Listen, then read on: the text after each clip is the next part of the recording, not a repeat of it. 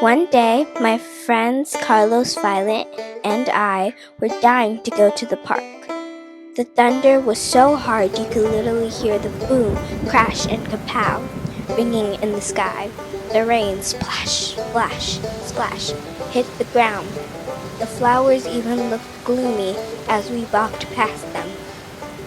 As we got closer to the playground gates, we saw the slide, swings, and a big green rocking dinosaur with a beautiful blue bag with gold stars and moons all over it. Curiously, we all walked over. It seemed as if the bag was calling to us. The wind was howling, the trees swaying back and forth. The sky was as gray as metal. The kaboom, crash, bang, and boom of the thunder washed out all thoughts but one. What was in the bag? We walked over to the dinosaur. Carlos curiously picked up the magical blue bag. I held the umbrella as Violet peeked in and saw chalk as colorful as a rainbow. Bentley picked up a piece of chalk. She was so tempted to draw, she felt like she had to. She imagined a very bright and sunny day. Violet slowly and humbly began drawing a sun. The chalk seemed to screech as she drew. The drawing began to glow like gems. The picture was becoming reality. The sun in the sky began to grow and push away the gray clouds. The sun seemed to be lifting from the gel and growing brighter and bigger. Suddenly the sun shimmered and flashed in our faces. It seemed to be glowing like a gem or a lava lamp, rising higher into space.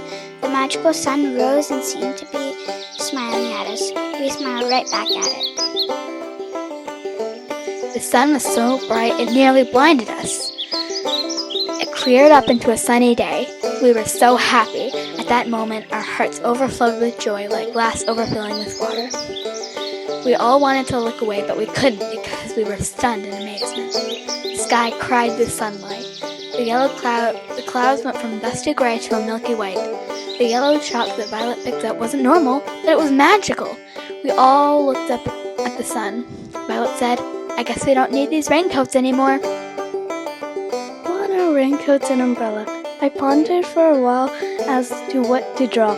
An idea popped into my brain like popcorn. I knew what I had to do. I couldn't contain my excitement. I snatched an orange piece of chalk. I thought of orange butterflies. I drew orange butterflies. The small animals began to fly out of the pictures into reality. Slowly, the butterflies started to rise from the backdrop to the sky. Then suddenly, orange butterflies were zooming all over the sky. We got lovely smiles on our faces. The sky was a beautiful piece of moving art. We all started to celebrate. It was such a joyful moment.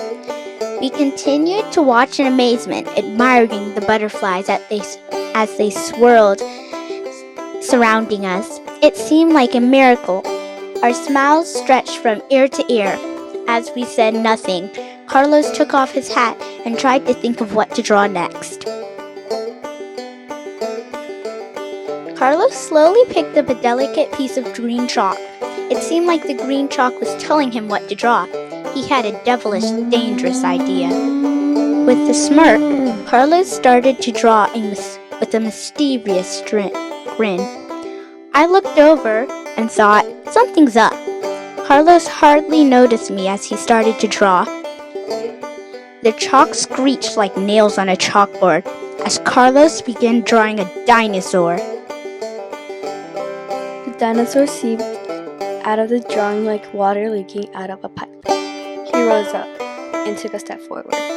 We all took a step backwards. We were all scared for our lives. Carlos mumbled under his breath, "I made a big mistake." As soon as the animal saw us, it started to roar. His roar jumbled all our thoughts but one. "Run!" While Violet started to scream, "Carlos, if we make it out alive, you are dead." I closed my eyes as still as a statue, preparing to die.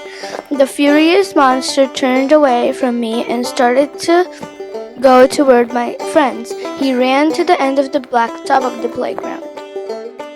The dinosaur seemed furious. Everyone was out of breath as we ran to the slides. Carlos realized he made a big mistake. Looking back at the monster's eyes sparkled as it roared a powerful roar. We all launched ourselves in fear into the slides, head first to take refuge. Someone screamed, "Duck and hide!" The dinosaur was right behind us. His feet thumped on the ground. Thump, thump. The children were horrified that would happen next. "Carlos, what were you thinking?" Violet gulped. "Why are you blaming everything on me?" Carlos cried. The girls just gave him blank stares. He knew he got his answer. We stared into the dinosaur's beady eyes. It looked like it was smiling in delight. After the dinosaur peeked in the slide, a bright idea popped into Carlo's mind. He started to draw small raindrops. Then he drew a humongous cloud with rain falling from it. They couldn't wait to see and prayed it would bring cats and dogs. The rain began to fall like 1,000 flower petals. Drop, drop, drop. The raindrops fell loudly as if on a metal roof. The creature was suffering in a terrible fate. He roared one last time as it melted away. The dinosaurs started to melt like ice cream in the heat. We were hiding in the slide and holding our ears, trying not to hear the uproarious sound. After the monster disintegrated, the girl looked at Carlos and furiously said, "Now you're dead." "Stop, guys, I'm sorry," Carlos pleaded. They were all so happy because the ugly beast was gone. They all just started to laugh. They walked over and stopped and stared at the green mess on the concrete. Then watched as Carlos picked up the magical bag of chalk and walked it over to the rocking dinosaur in the playground. Carefully and slowly, he slipped it back into the mouth of the toy. Turning back to the small group, Carlos quietly said, "It's time to go home." As they walked away saying nothing, Carlos looked back and wondered what extraordinary things he would draw next time.